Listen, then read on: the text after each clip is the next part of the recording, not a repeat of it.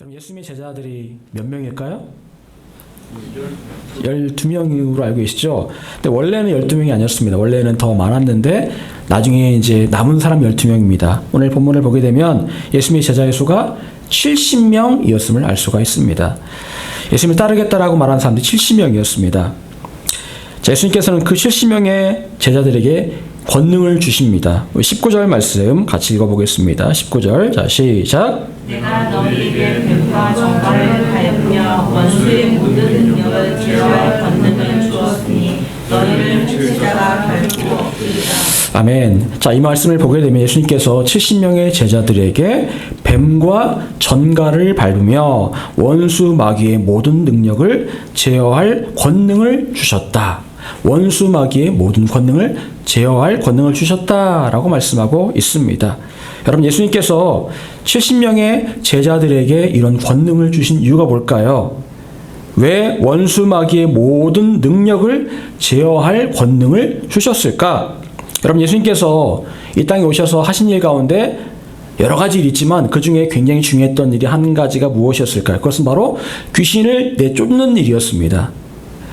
예수님께서 거라사 제방에 가신 이유도 거라사 제방에 귀신 들린 사람에게서 귀신을 내쫓기 위해서 거라사 지방에 가신 거죠. 예수님께서는 귀신을 내쫓는 일에 굉장히 관심이 많으셨습니다.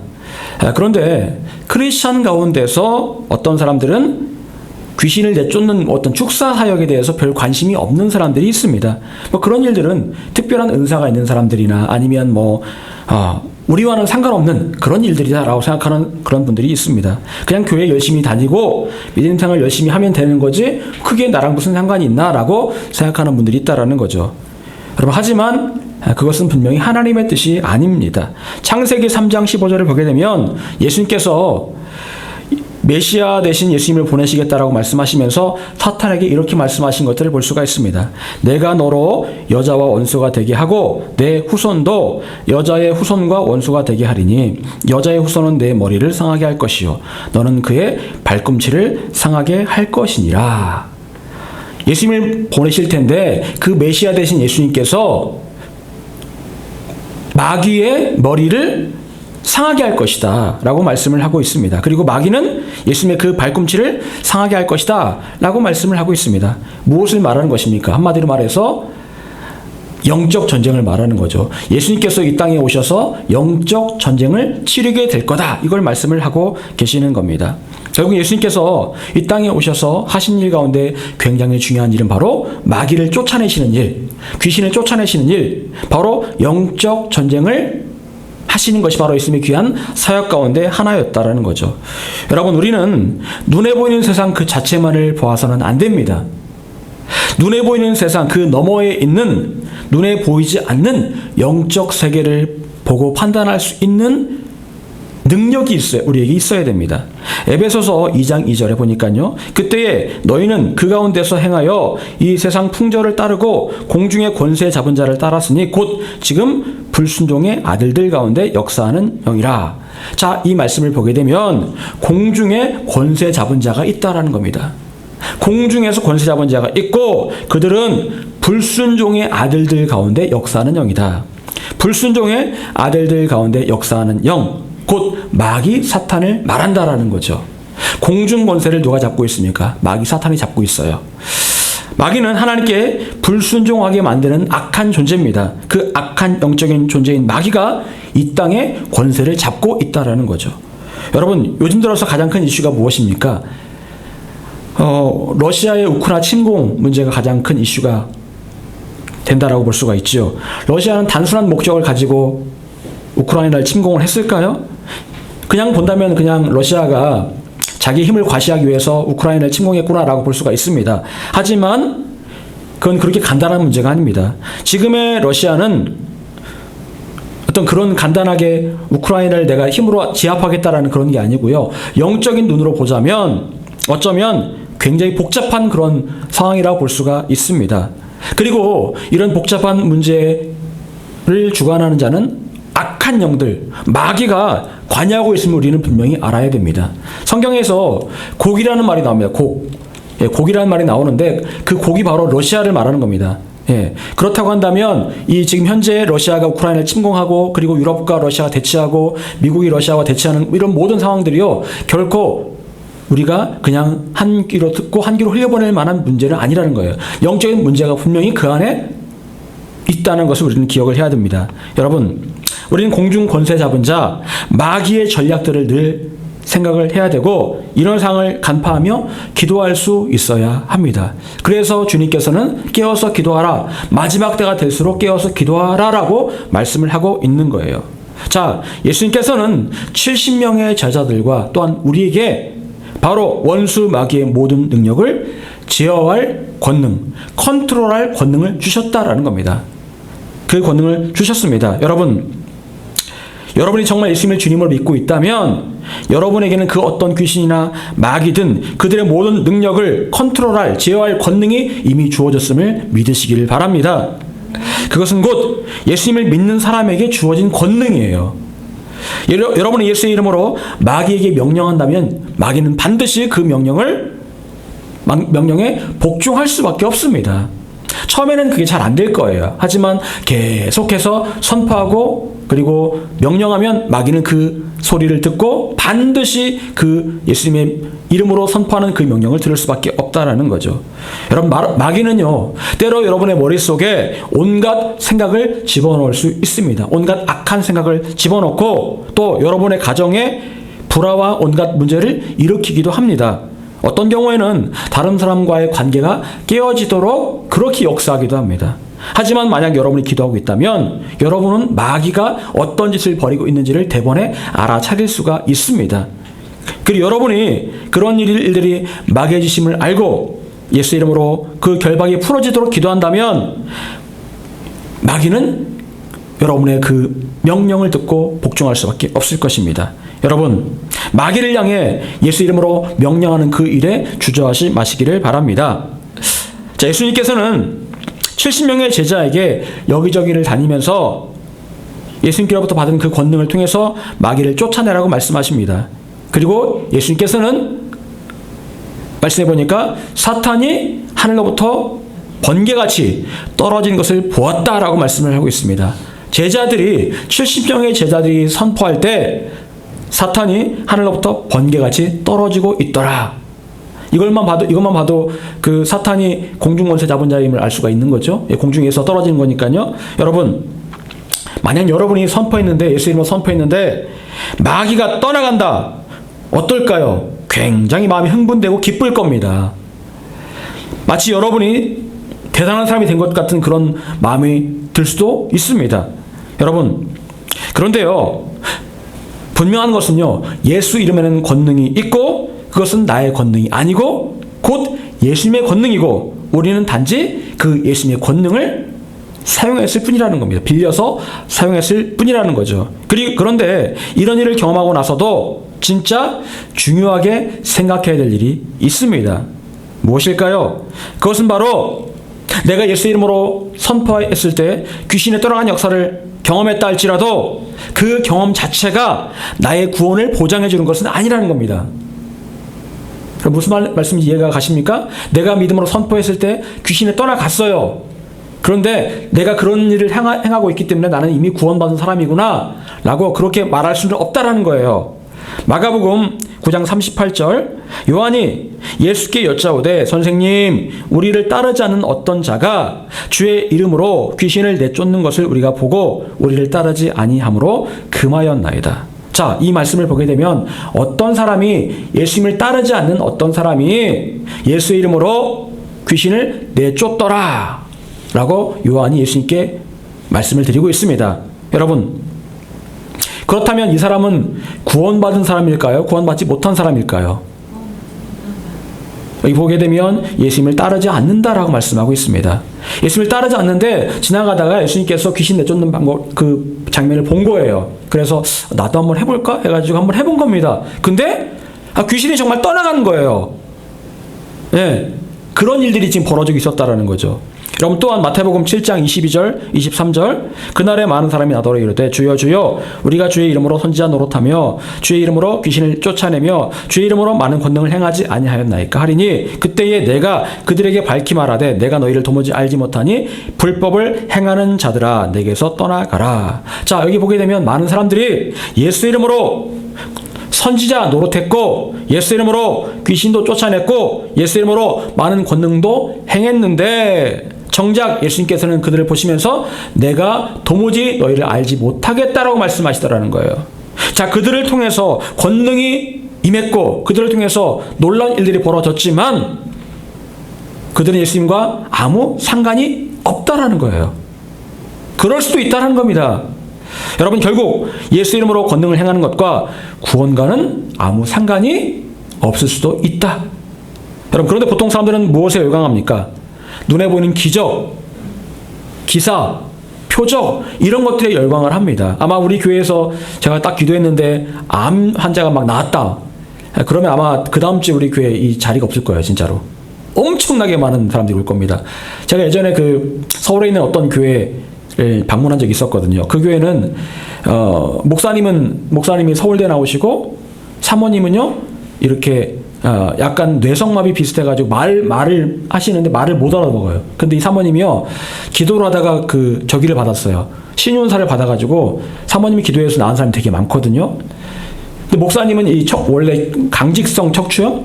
이제 그건데요. 그래서 이 사모님한테 기도를 받아가지고 이게 이제 조금씩 좋아진 거예요. 그러니까 목사님이 이 사모님을 서울대 나온 목사님이 사모님을 이제 한테 매달린 거예요. 나랑 결혼해달라고. 왜냐하면 당신 없으면 나이가 허리 아프다 못 산다고. 그래가지고 결혼해서 신학하고 두 분이 사역을 하시는 거예요. 어떻게 보면 잘 안 어울리죠. 서울대 나온 목사님하고 이 좀 이렇게 말이 어눌한 그 사모님 잘 안 어울립니다. 근데요 어쨌든 사모님의 그런 권능이 있으니까 그 교회가요 엄청나게 부흥한 거예요. 원래 부산에 있었던 교회가 서울로 진출을 했습니다. 근데 서울에 있는데 뭐 굉장히 많은 사람들이 이렇게 그 교회에 이제 모여 있더라고요. 실제로 그 신유기도 하는 그날에는 더 많은 사람들이 그곳에 모여서 기도 받으려고 막 앞으로 나옵니다. 여러분, 사람들은요 그렇게 어떤 표적, 기사에 열광을 합니다. 눈에 보이는 어떤 기적이 일어난다면 진짜 거기 열광을 할 겁니다. 여러분, 처음에 예수님을 따르던 군중들도 어땠습니까? 예수님이 일으키시는 그 표적과 기사에 열광을 하고 예수님을 따라 다닙니다. 그러나 예수님께서 사람들에게 진짜 원하셨던 것이 무엇일까요? 그것은 바로 표적에만 환호하고 열광하는 것이 아니었습니다. 그것은 단지 그 표적과 기사가 필요한 사람들에게 필요한 것들을 그냥 예수님께서 행하시는 것뿐입니다. 물론 표적과 기사가 있으면 좋을 것입니다. 저도 우리 교회 가운데 그런 기적의 역사가 일어나길 늘 기도하고 있습니다. 그리고 실제로 분명히 언젠가는 일어나게 될 겁니다. 여러분, 표적과 기사 그런 것들은 우리 믿음 생활에 큰 활력이 됩니다. 간증거리가 돼요. 아, 내가 그때 하나님 은혜로 이런 경험을 했지. 간증거리가 되고 활력이 됩니다. 하지만 가장 중요한 것은 무엇일까요? 여러분 20절 말씀, 우리 오늘 본문 20절 말씀 다시 한번 읽어보겠습니다. 자, 시작. 그러나 귀신들이 너희에게 항복하는 것으로 기뻐하지 말고 너희 이름이 하늘에 기록된 것으로 기뻐하라 하시니라. 아멘. 정말 중요한 게 뭘까요? 그것은 바로 나의 이름이 하늘에 기록되는 것이다. 나의 이름이 하늘에 기록되는 것이 가장 중요하다라고 말씀하십니다. 요한계시록 3장 5절은 이렇게 말씀하고 있습니다. 이기는 자는 이와 같이 흰 옷을 입을 것이요 내가 그 이름을 생명책에서 결코 지우지 아니하고 그 이름을 내 아버지 앞과 그의 천사들 앞에서 시인하리라. 우리는 끝까지 남아서 이기는 자가 되어야 됩니다. 이기는 사람은 흰 옷을 입게 될 것이고 그리고 그 이름이 하나님의 생명책에 기록된 사람이다라고 말씀합니다. 또한 요한계시록 20장 15절은 이렇게 말씀하고 있습니다. 누구든지 생명책에 기록되지 못한 자는 불못에 던져지리라. 여러분, 결국 하나님의 심판대 앞에서 우리가 그 심판대를 지나 하나님의 나라 천국에 들어갈지 아니면 영원한 불못 지옥에 들어가게 될지는 무엇으로 판가름 나는 겁니까? 하나님의 생명책에 이름이 기록되었느냐, 기록되지 않았느냐를 통해서 판가름이 난다라는 거예요. 하나님 심판대 앞에 섰는데 생명책에 누구 이름이 딱 기록되어 있어요. 그러면 너는 천국이야. 아무리 찾아봐도 이름이 없습니다. 그러면 너는 불못이다 라고 그렇게 판결이 난다라는 거죠. 여러분, 과연 여러분의 이름이 하나님의 생명책에 기록되어 있을까요? 아직은 아마 잘 모르실 수 있습니다.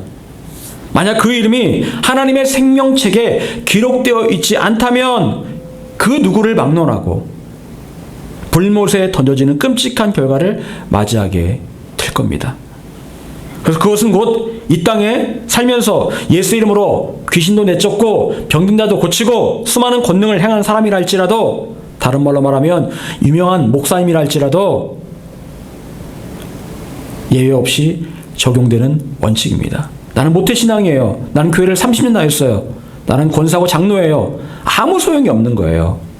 그렇게 믿음 생활했지만 예수님께서 내가 너를 도무지 모르겠다라고 말씀하시면서 아무리 찾아봐도 생명책에 너의 이름이 없구나 라고 말씀하시면 영원한 불못으로 갈 수밖에 없는 것이 안타까운 인생의 결말이라는 거죠.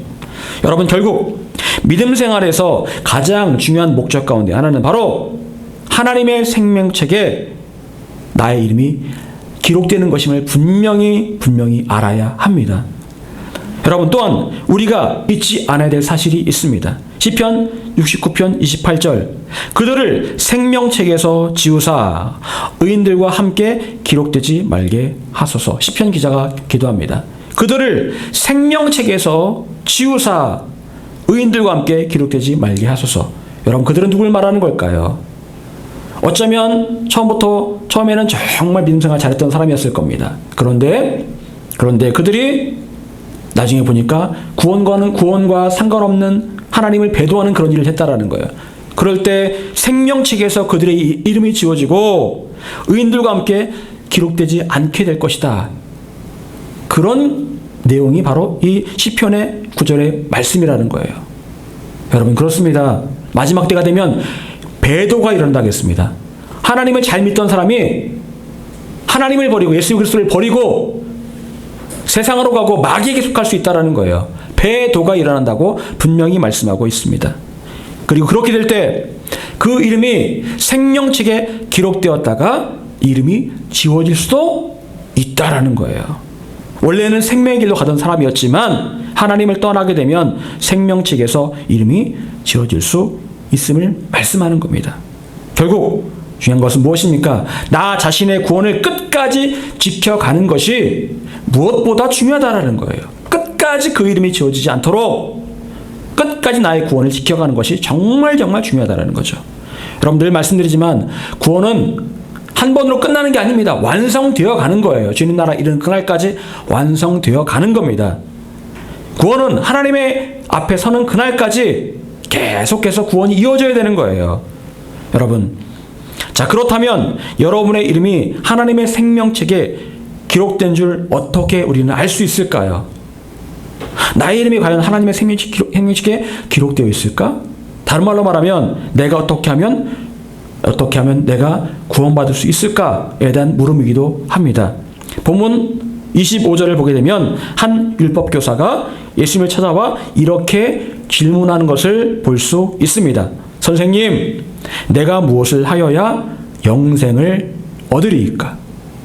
내가 무엇을 하여야 영생을 얻으리이까? 이 질문은 다른 말로 말하자면 내가 어떻게 해야 내 이름이 하나님의 생명책에 기록될 수 있겠습니까? 라는 겁니다. 여러분, 과연 예수님의 답은 무엇이었을까요? 우리 27절 중요한 말씀이죠. 27절 굉장히 중요한 말씀 같이 읽어보겠습니다. 자, 시작. 대답하여 이르되 내 마음을 다하며 목숨을 다하며 힘을 다하며 뜻을 다하여 주 너의 하나님을 사랑하고 또한 내 이웃을 내 자신같이 사랑하라 하였나이다. 아멘. 여러분, 예수님께서는 요한복음 3장 5절에서 이렇게 말씀하십니다. 사람이 물과 성령으로 나지 아니하면 하나님의 나라에 들어갈 수 없느니라. 하나님의 나라에 들어갈 수 없느니라. 천국에 들어갈 수 있는 조건은 뭐라고요? 물 세례 받고, 중요한 것은 성령 세례를 받아야 된다. 여러분, 물 세례는 많이 받죠. 물 세례를 많이 받습니다. 하지만 많은 사람들이 물 세례는 받고 있지만 성령 세례는 알지도 못하고 받고 있는 사람도 그렇게 많지 않다라는 거예요.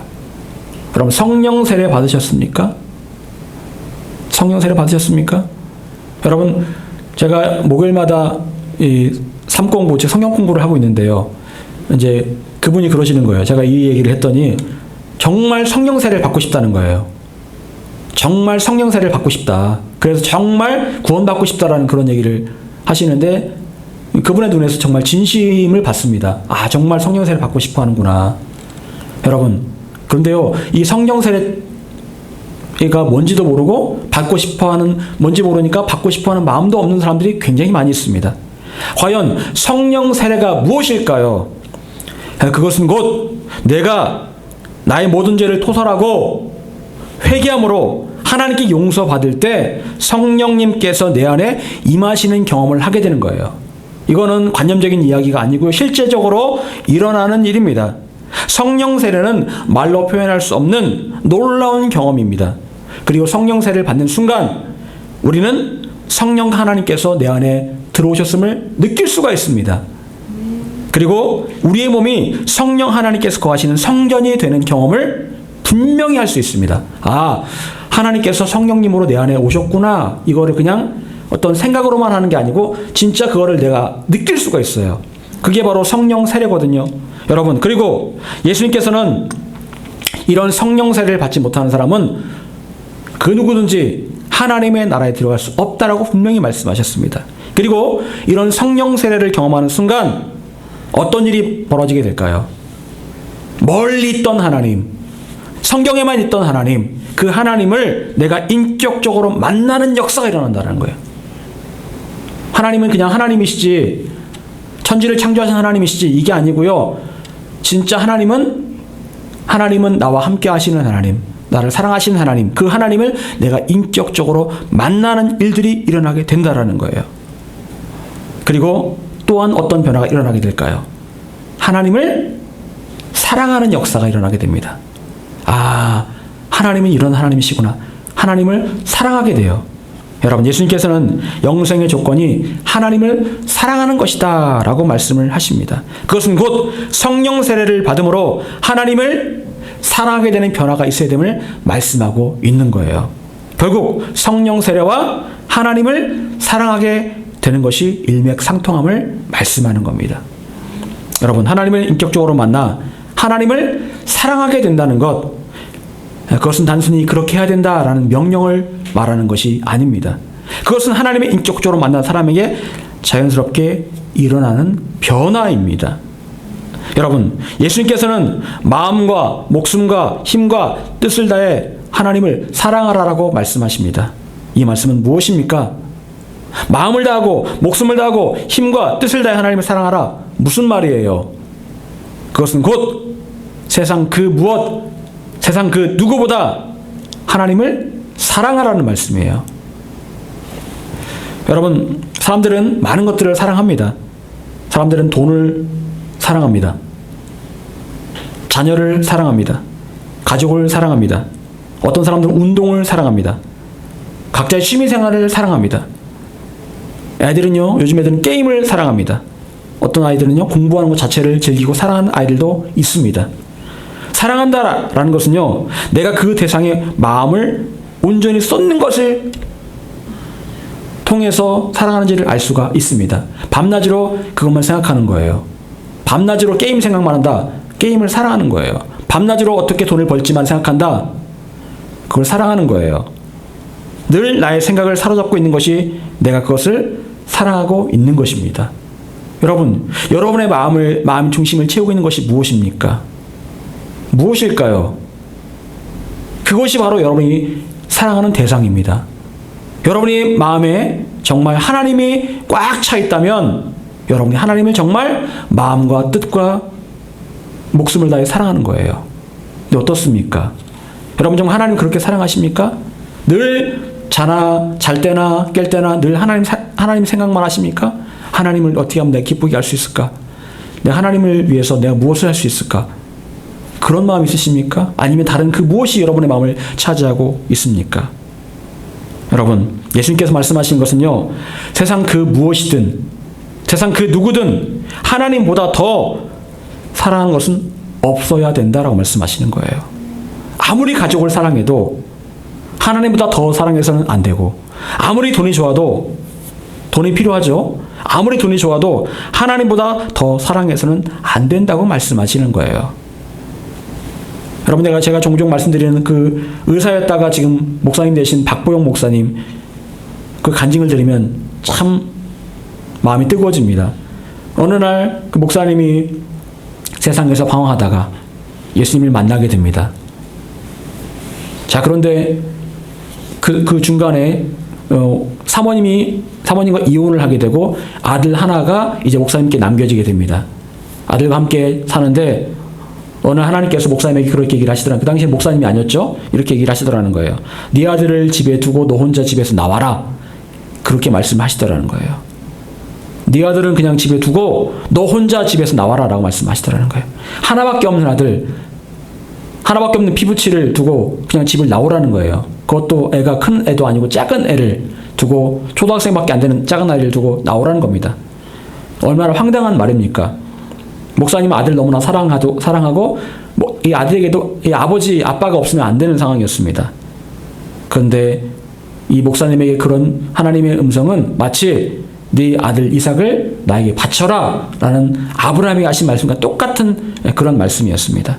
근데 그 상황에서 목사님이 눈물을 흘리면서 결국 바지를 붙들고 아빠 나가지 말라고 하는 그 아들을 뿌리치고 집을 나와버렸습니다. 집을 나와서 하나님께서 말씀하시는 일에 순종을 하게 되었죠. 여러분, 인간적으로 생각하면 어떻습니까? 어떻게 그럴 수가 있을까?